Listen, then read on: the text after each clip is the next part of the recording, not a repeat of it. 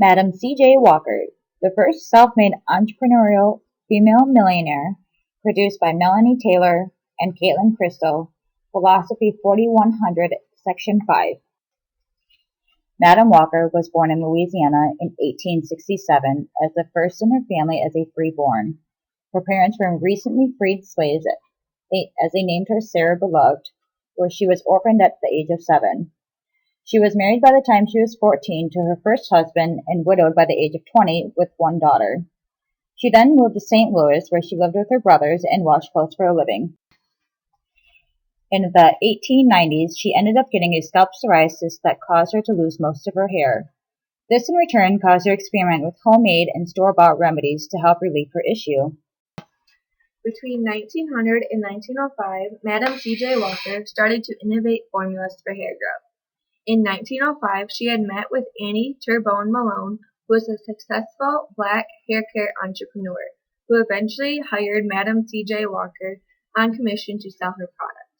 The job caused C.J. Walker to move to Denver, where she had met her husband, Charles J. Walker.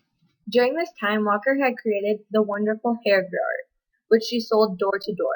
The product was geared towards women with similar hair loss issues to hers. She had shown before and after pictures to customers to explain how it keeps hair clean, gives the scalp protection, and promotes new hair growth.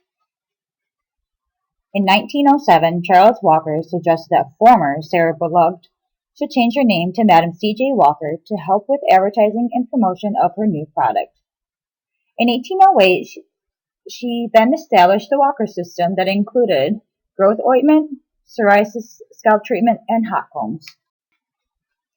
Raising enough money through her creations and entrepreneurship, she created Lea College in Pittsburgh, where she trained beauticians using the Walker method that included using her Wonderful Hair Care Grower, scalp ointment, glossing, the use of proper brushing techniques, and the heated combs that are still used today in styling ethnic hair.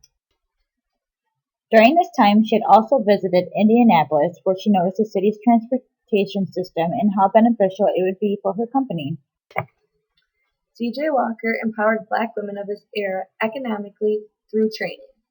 She emphasized the value of cleanliness and professionalism of these women during this dark time. By the year 1910, Walker had many accomplishments. She had moved her manufacturing company to Indianapolis. On September 11, 1911, she became incorporated, making herself the president and owner of her company.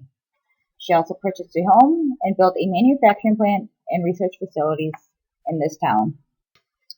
Walker's best assets were her employees, that she trained for sales and called them Walker agents. Walker agents were saleswomen who went door to door explaining Walker's products, educating them on how to use them to promote the importance of the new image of American black women. Walker was born during a time in the United States where slavery was diminishing. This was helped put forth by Abraham Lincoln, who made it certain that all were equal in the Declared of Rights. Through this time, Walker had made her way into the capitalist society where she innovated her product.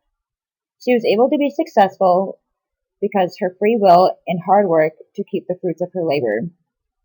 The Constitution helped protected private contracts, and without this form of capitalism, Madam C.J. Walker wouldn't be able to succeed.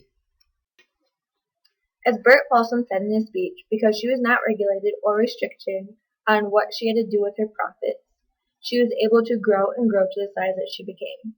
This allows her to keep innovating. Because of this, the American people got to benefit from her innovation. This also allowed everyone that she employed, trained, or worked with to grow at the same rate and to better themselves. If there were more regulations on Madam C.J. Walker, or if she was forced to share her profits, like in a socialist economy, there is a possibility that her company may never have grown to the size that it was, because she had lost will to keep the fruits of her labor and to keep innovating. This is just proving the power of allowing an entrepreneur to grow and benefit as many people as they can.